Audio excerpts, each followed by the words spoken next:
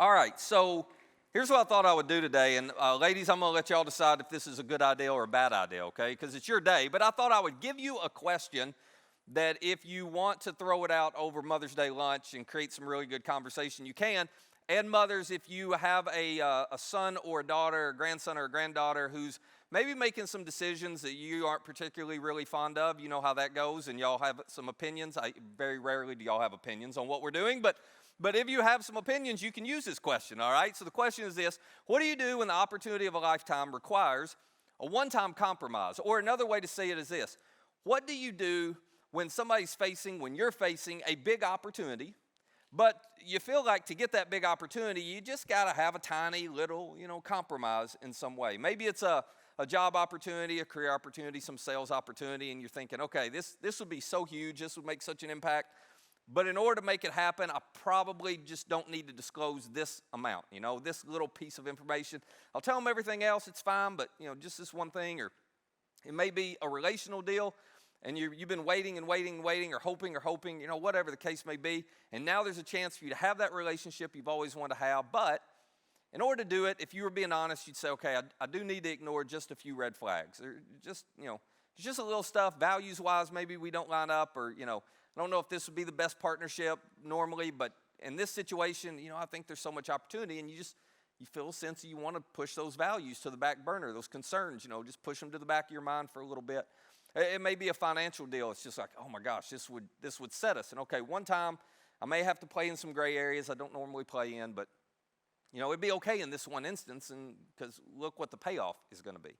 What do you do when you find yourself facing some big opportunity, but there's just that little, nagging, gnawing, annoying voice, in the back of your head that so often sounds like mom's voice for some of us, doesn't it?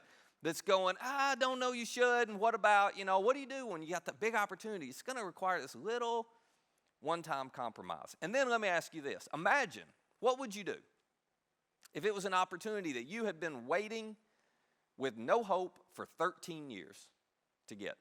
So, we're going to talk about that in just a minute, but first, to catch all of you up, this is week 3 of our series, The Life and Times of Joe Jacobson. It's a series about this extreme story, a story of the highest highs and the lowest lows, a story that in some ways it's like, okay, I'll never have that high and I'll never have that bad of a low, but in the middle of it, there's a principle for all of us. It's a story of Joseph, who was the son of Jacob, who was the son of Isaac, who was the son of Abraham, who we probably have all heard of.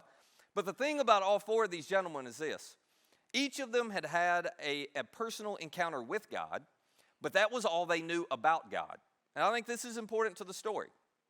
Each of them had had an experience with God where God had made them some promises, where God had confirmed to them, or in some cases, instructed them or shared with them, I've got a purpose and a plan for you. But none of them had seen all of those promises come true in their lifetime.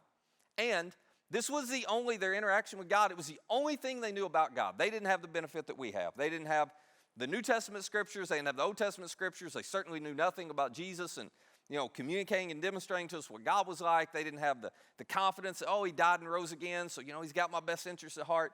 No, imagine that all you knew about God was your limited experience that you and your family had with God, some promises that you thought God had given you at one point.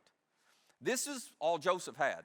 And at about 17 years old, he has a dream, and he, in that culture, began to realize, I think God's trying to show me my future through this dream. And the dream was basically, guess what, Joseph? Good news.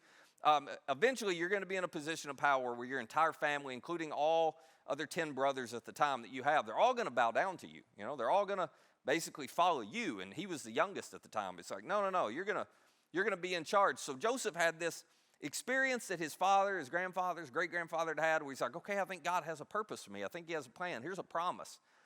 But that promise didn't come true for a long time. And the part of the story that we can all relate with is Joseph is experiencing this in the middle of a family that is full of tension, that's full of drama, that is dysfunctional with a capital D. Okay, if you think your family's dysfunctional, this will make you feel better. You'll walk out here and go, okay, it could be worse. Because Joseph's brothers, they hated him, and Joseph didn't make it any better.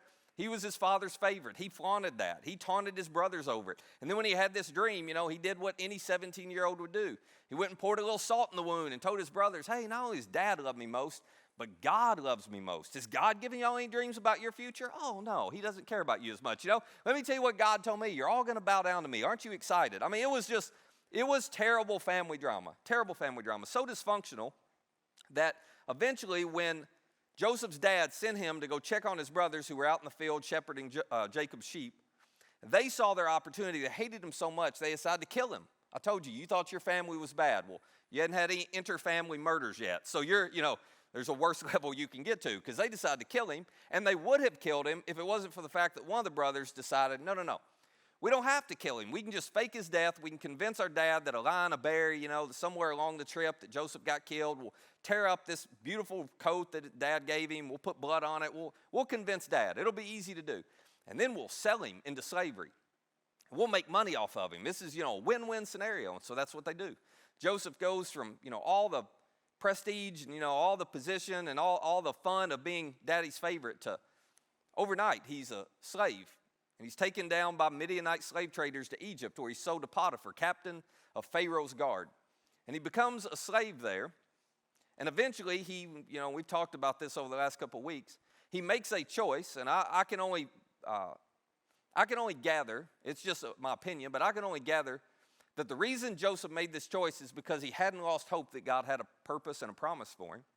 So Joseph decides, in spite of everything that's happened, instead of giving minimal effort, instead of trying to escape, that he's just going to do his very best to be the best slave that Potiphar has ever had. It's like, why would you even give the effort? Why would you give the trouble? But Joseph does.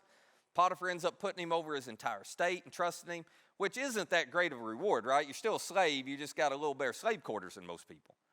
And it's all going well until Potiphar's wife decides that, Joseph's young and handsome, and she would like to have a little pleasure with him. And so, long story short, Joseph refuses so long that she gets insulted. She falsely accuses him of rape, gets him thrown into prison, where again, Joseph goes, oh, well, if I'm going to be a prisoner, I might as well, honor God and be the best prisoner, which we're all like, this is just so unrealistic. But he does.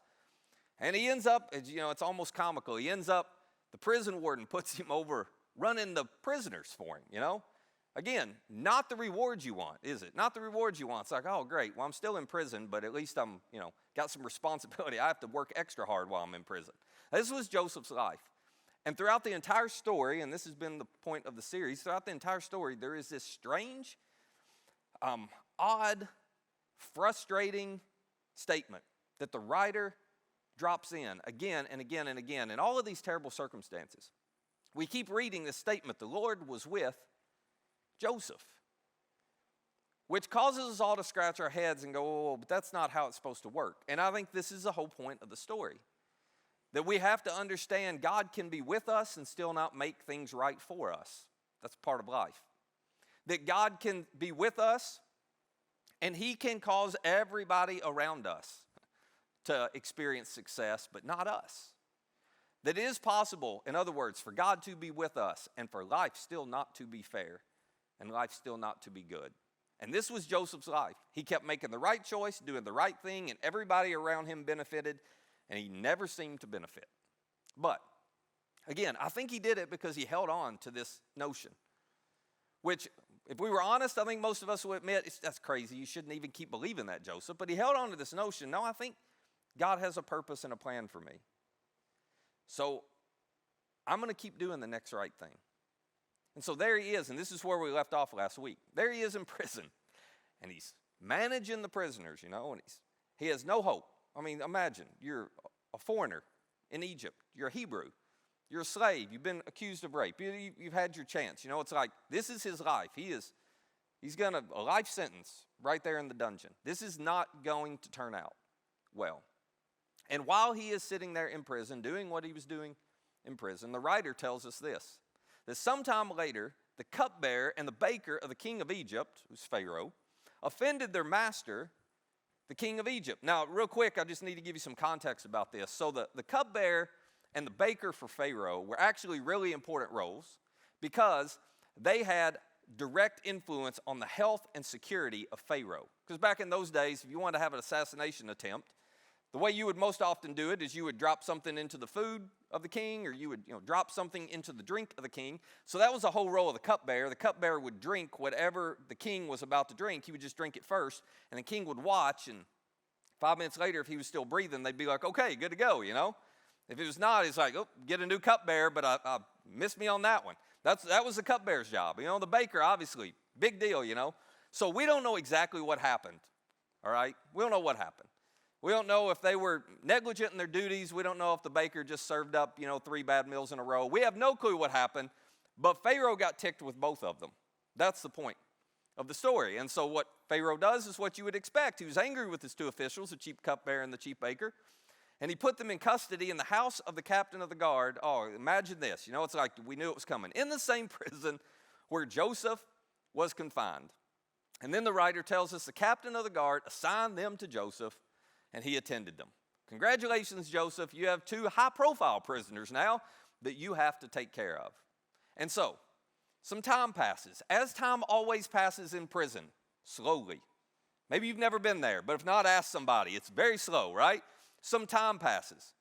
And after a little while, Joseph one morning goes in to check on these prisoners he has to take care of, and he notices that the cupbearer and the baker, in their what we would assume are adjacent cells, are both very troubled and very disturbed. And so Joseph says, hey, what's going on? What's going on? And they both tell him that on the same night they have both had a dream, that they have no idea what it meant, but it was distressing. And so Joseph looks at him and says, well, hey, I've had a little experience with dreams. You want to tell me? And, I'll see if my God will give me understanding and I can tell you what these dreams mean. So they do. They both tell him their dreams. And the cupbearer goes first, okay? So the cupbearer tells, here's what happened, my dream, da-da-da. And he gets done. And Joseph's like, oh my gosh, you're going to love this. This is incredibly good news. Because, cupbearer, what your dream meant was in 3 days, Pharaoh is going to send word to get you out of this prison. He's going to give you your job back. You're almost done. You thought you had no hope. You have hope now. Freedom is coming. You're going to get your position back. Congratulations, right? But then, this is what I love. He gets done giving the cupbearer this great news. And then he looks at him, and Joseph makes a plea. He says, but when all goes well with you, and you get back to the throne room, would you please remember me and show me kindness? Would you mention me to Pharaoh? You want me to mention you to Pharaoh? Yeah, just tell him there's a Hebrew slave down here, right, that needs some help. Mention me to Pharaoh. Get me out of this prison. He goes on. He says, I was forcibly carried off from the land of the Hebrews, and even here I've done nothing to deserve being put in a dungeon. Now, the reason I love this is because Joseph is demonstrating the fact that I can trust God and still not be happy with what's happening in my life. I can trust God and still be like, would you please get me out of here, So if you've ever been there and you ever thought, I just hate my current circumstances, I wish they'd change. I don't mean you're not trusting God. That's fine. And so Joseph is doing anything he can. That's a long shot, right? I mean, you wouldn't expect the cupbearer to go back and say, Pharaoh, thank you so much. By the way, there's this Hebrew kid down there, and he wanted me to tell you. It's like, no, I'm not going to tell Pharaoh that. And he didn't. The writer tells us that the chief cupbearer, however, did not remember Joseph. He forgot him. Meanwhile, back up just a little bit. Meanwhile, when the chief baker hears what's happened, he's all excited. He's like, oh, the cupbearer's going to get out in 3 days, right? So he says, Joseph, let me tell you my dream. So he tells him his dream. When he gets done, Joseph says, well, I have good news and bad news. The good news is you're getting out of here in 3 days as well. The bad news is how you're getting out of here. Pharaoh is going to send and have your head cut off, and he's going to impale your body on a pole for everybody to see. He's like, I could be wrong, but that's what I thought, And the baker's like, I hope you're wrong, 3 days later, everything comes true. Chief cupbearer gets his job back. Chief baker is executed. Cupbearer gets back to the throne room. And as we've said, he completely forgets Joseph. He's not going to say a word. And so there Joseph is, still in prison. You imagine, you've been in some situations where you thought you had hope, where you thought you finally were going to get an answer, where you thought everything was going to finally work out, and then it fell through. You know what that feels like. So imagine what Joseph felt like. Imagine the desperation, the frustration, the hopelessness when he realizes, cupbearer's not said anything about me. So 2 years pass. And just to give you a little context at this point, it's been 13 years since Joseph sold into slavery. He's now 30 years old. 2 years pass. And one night, Pharaoh has a dream. And it's so disturbing. He wakes up in the middle of the night in a sweat, and he's all upset about it. He gets himself back to sleep. He has a second dream. very similar. He wakes up again, he's all upset. So the next morning he goes to the throne room. He calls in all of his, counselors, his advisors, his wise men in the kingdom. And at this time, Egypt's the most powerful empire in the world. And he tells them his dreams, and he says, y'all got to tell me what this means. And they're like, we have no idea, Pharaoh. And they didn't. And the reason they wouldn't make something up is because, you make something up, it doesn't come true, you're going to end up out there with the baker, on a pole. So they're like, we're not taking any chances. We just don't know, Pharaoh. That's way beyond our ability. And so Pharaoh is all distraught and disturbed. And the cupbearer, he's over on the side of the throne room, as he always is, listening. And he realizes what's happening. And so he speaks up because he realizes bad things are going to happen if Pharaoh doesn't get an answer. So he speaks up and he says, excuse me. I really hate to remind you of this, Pharaoh, but you remember that time I did that thing, you got really upset with me and you threw me in prison? I'm so grateful that you brought me back. Thank you. I'll never do that again. But there was this thing that happened while I was in prison. I had this dream that predicted you were going to give me my job back, and I didn't know what it meant either. And there's this young Hebrew slave down in prison. I don't know anything about him, except he interpreted my dream. Maybe, Pharaoh, maybe he could interpret yours. And so they call for Joseph. Can you imagine? Think about this. Joseph has no context. Suddenly people show up in the prison. They clean him up. They give him a fresh change of clothes. They get him all shaved, He's like, what's going on? Pharaoh wants to speak to you. Now, I want you to put yourself in Joseph's shoes and imagine the emotion you must have been feeling. You don't know why. But can we be honest? If it was any of us, we wouldn't care why, would we? We'd be like, I don't care what he's calling me up there for. I've got nothing to lose. I am pleading my case. This is my one shot. It's finally come. And so he calls him in. Joseph is standing in front of the most powerful man in the world at that time. Somehow, this slave prisoner has ended up with an audience with Pharaoh. And Pharaoh looks at Joseph. This is his shot. Pharaoh looks at Joseph, and he says to him, Joseph, I had a dream, and no one can interpret it, but I have heard it said of you that when you hear a dream, you can interpret it. All right. Now, this is the biggest and the best opportunity Joseph is going to have. After 13 years of futility, after 13 years of hopelessness, can you imagine the nervousness? Can you imagine the emotion?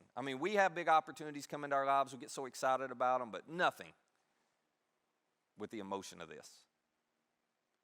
And it is clear to everyone in the throne room that Pharaoh, sitting there on that throne, has total control over the future of this Hebrew slave prisoner.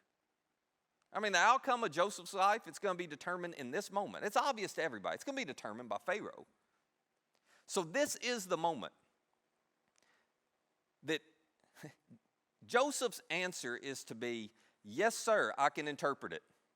And if he really can't, you make something up because you got nothing to lose, right? Like this is the moment where you're going, Pharaoh, I got your back. I am your man. Thank you for calling me up. Don't send me back down. I'm going to do whatever I got to do. I'm going to say whatever I've got to say. This is the moment. Which is why everyone was so shocked when Joseph looks back at the most powerful man in the world with this big opportunity in front of him. And he says, I cannot do it, Pharaoh. Excuse me? No, I can't interpret dreams. I know the cupbearer is probably the guy who told you, but he was confused. It's not me. But, God will give Pharaoh the answer he desires. Now, we don't understand this Egyptian context, but I'm telling you, when Joseph said this, everybody in the throne room groaned. Somebody slipped out and started getting another pole ready and, getting the execution. It's like, oh my gosh, don't bring up God. Because again, some of you may remember this from history.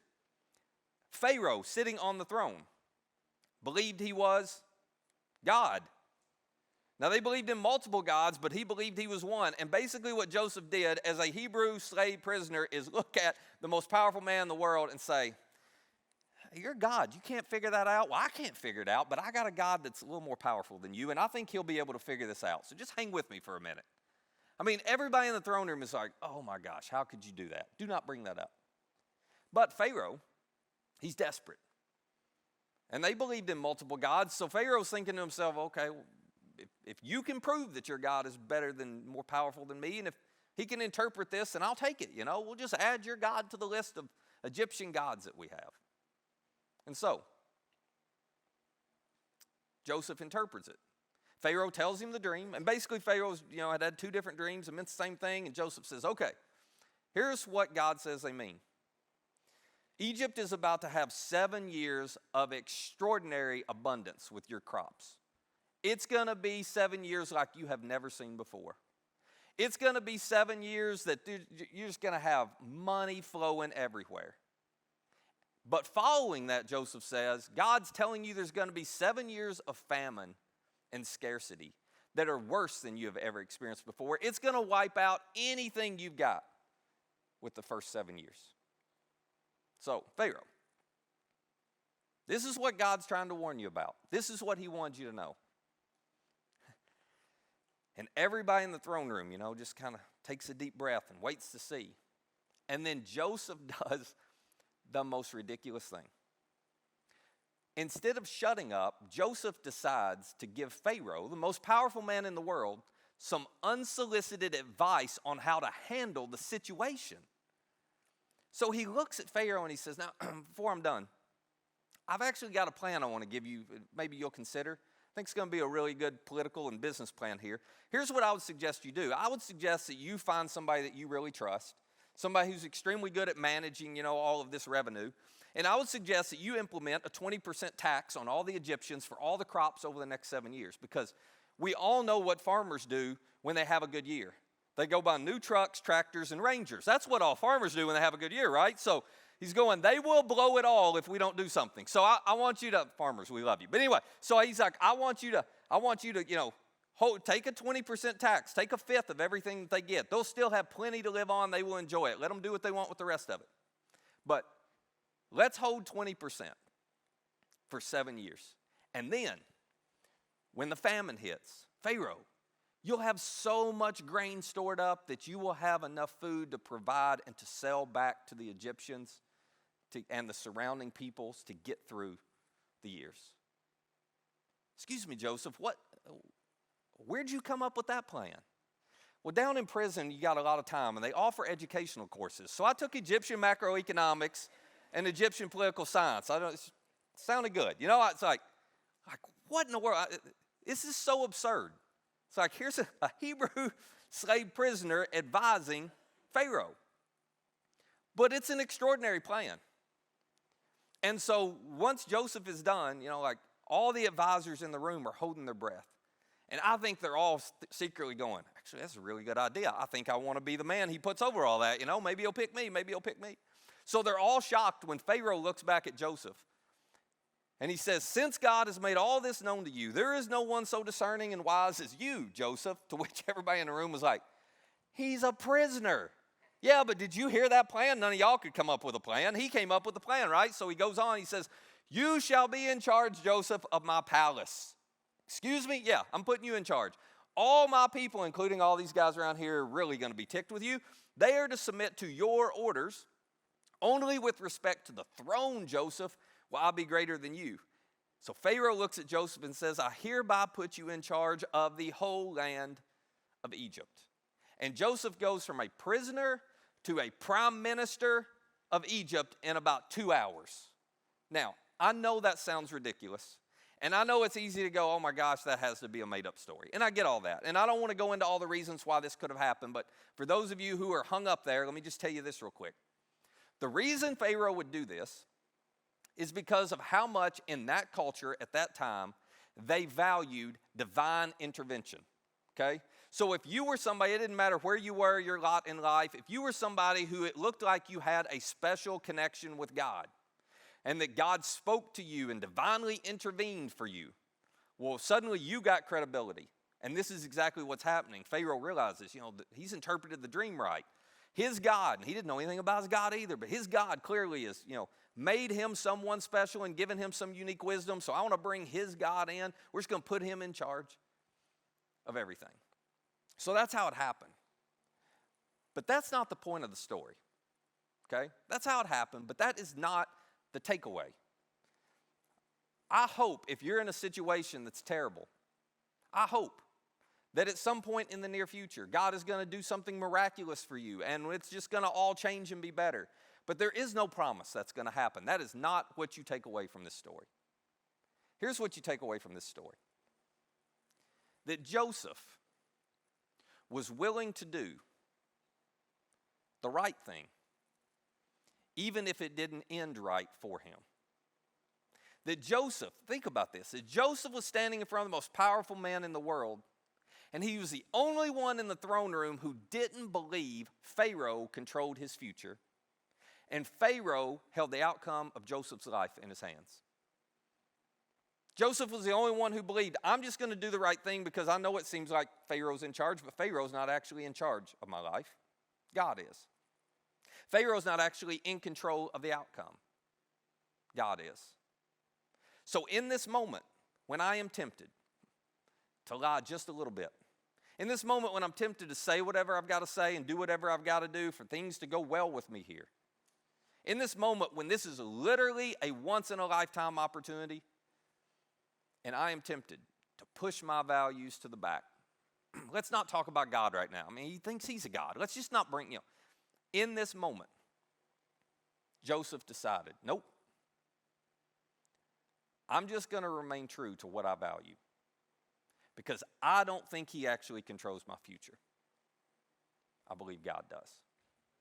Now, here's why I bring this up. I don't know what it is for you, and maybe some of you aren't here right now. We've all been here at some point in the past, but some of you probably right now are facing a decision or an opportunity. And you may not have even thought about it this way until we started talking about this, but now it's nagging you and bugging you, and you're trying to ignore it because you're like, I don't want to deal with that. But you're facing an opportunity where you are being tempted to, or maybe you have begun to, push your values to the back burner. To quiet that, little voice in you that says, yeah, but you should. You should disclose all of that. No, you really shouldn't step into that gray area. I know it's a great opportunity. No, you shouldn't do that. You wouldn't normally do that. Yeah, I know. It just feels like you're finally going to get the relationship you want, but you're ignoring some red flags in this partnership that you wouldn't normally ignore. And you're being tempted, or you were maybe already stepped into making some decisions you wouldn't normally make because you believe that your future and the outcome of this situation, what's up to you and what you do, or maybe it's up to them and what they decide. And you have lost sight of the fact that it's actually up to your Heavenly Father. And so you can leave here and you can do whatever you want to do, and you can ignore that, tension inside of you, that still small voice. You can do all that. But before you just move on, could I ask you a question? What would someone like you do in your current situation with the current opportunity you're facing if they were confident that God was with them? What would they do? If they were confident that God was ultimately in control of the outcome and the future? What would they do if they were confident that following him and doing the next right thing is more valuable than seizing whatever opportunity seems to be in front of them? Let me tell you what I think they would do. Let me tell you what I think you would want your boyfriend, your girlfriend, your spouse, your sorority sister, fraternity brother, your brother or sister, your mom or dad, the people that are closest to you when they're facing this. Let me tell you what I think you would want them to do. I think you would want them to stay humble and true to what they value. I think if you were confident God was with you, that you might choose to stay humble and true to what you value. Even if it felt like it was going to kill that opportunity, that financial deal would never go through, that relationship would not last, it would have to end, that business opportunity, the career opportunity, the job promotion, that it might cost you everything to disclose, the last 10%. I think for somebody who's confident that God's with them, you just stay humble and true to what you value. I'll tell you why. because there is a story that a few years down the road you would want to tell. And the story that you would want to tell is not a story where you told people about the opportunity and you had to leave out just a little bit of the story because you compromised your values. I think the story you would want to tell is, you know what, I did the right thing even though I knew it might cost me. So if that's the story you want to tell, the decision you have to make right now is actually really simple. You just obey God and you leave the outcome in his hands. That's it. You just obey God. You stay true to your values. You do the next right thing. And you don't worry about what the outcome's going to be. You just leave it up to God to choose whether it turns out good for you or not. I'm telling you, you cannot do that. But you do not know what you are missing when you don't. When you compromise just a little bit, you don't know how that may impact the purpose, the plan, the future that God has for you. Joseph had no idea what God's bigger purpose was for him. And next week, we're going to see it unfold. He had no idea how God was planning to use him. He had no idea what hung in the balance of his decision to stay humble and true to what he valued. And I would just remind you, you don't either, and neither do I. So as much as it may feel like it's going to cost us, maybe it's worth listening to mom's voice, to God's voice. They sound a lot alike sometimes, don't they? To that little voice in the back of your head going, do the right thing, no matter the outcome. Joseph did. And it eventually all made sense to him. And I would suggest it'll be worth it for you too. Let me pray for us. Father, I don't know where this lands with us, but I know we've all got situations, we've all got opportunities, we all have decisions where, well, we really are tempted just to push our values to the back burner, to quiet that still small voice in our heads. Would you help us not to ignore it? Would you give us the courage to stay humble and true to what we value, to trust you enough to obey you, and leave the outcome up to you? And it's in Jesus' name we pray. Amen.